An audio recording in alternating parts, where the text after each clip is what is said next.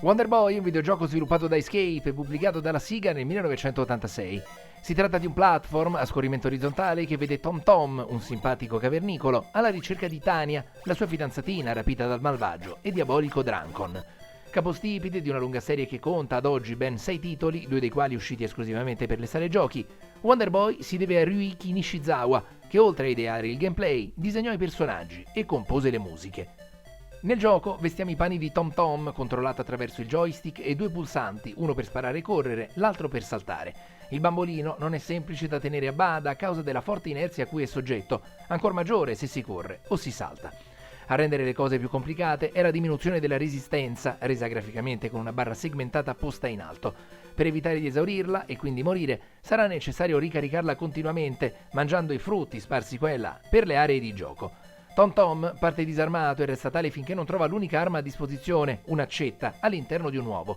Oltre all'arma, le uova possono nascondere uno skateboard, un fungo, una bottiglia di latte e un angioletto. Lo skateboard ci permette di andare più veloce e di compiere salti più lunghi, tuttavia rende Tom Tom ancora più difficile da manovrare. Il fungo trasforma i frutti in junk food, raddoppiandone il punteggio. Il latte ricarica completamente la barra della resistenza, l'angelo, infine, ci rende temporaneamente invincibili.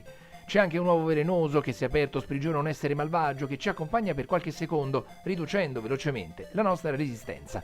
Poi ci sono i bonus nascosti, sotto forma di 3 lettere, la E, la S e la C, dal nome della compagnia che ha sviluppato il gioco, la Escape per l'appunto, e che compaiono se saltiamo o spariamo in determinati punti. Una volta raccolte tutte e 3 le lettere, nel round successivo sarà possibile ottenere un omino. Determinante, per il punteggio e non solo, è la raccolta delle bambole, che sono spesso sistemate in punti ostici del percorso, oppure nascoste nei cumuli di pietra, o addirittura nei nemici. Esse raddoppiano il bonus che si ottiene al termine di ogni round e che deriva dalla quantità di resistenza rimasta. I nemici sono tanti e ognuno ha una specifica pericolosità.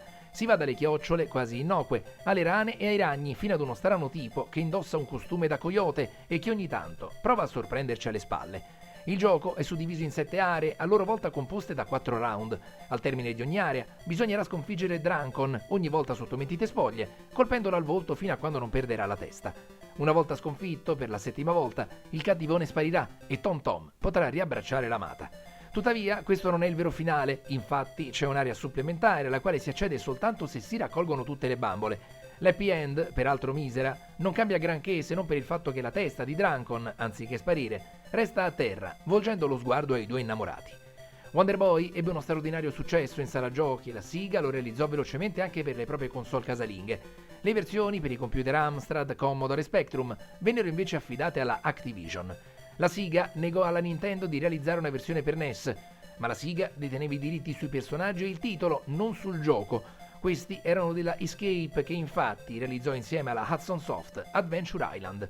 Questo gioco altro non è che un Wonder Boy con personaggi diversi, a partire dal protagonista, un omino di nome Takahashi Meijin, realizzato prendendo come modello un dirigente della Hudson Soft, Toshiyuki Takahashi.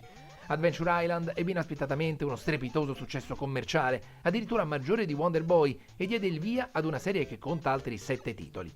A Wonder Boy hanno fatto seguito altri 5 capitoli, l'ultimo dei quali, Monster World 4, è uscito per Sega Mega Drive nel 1994.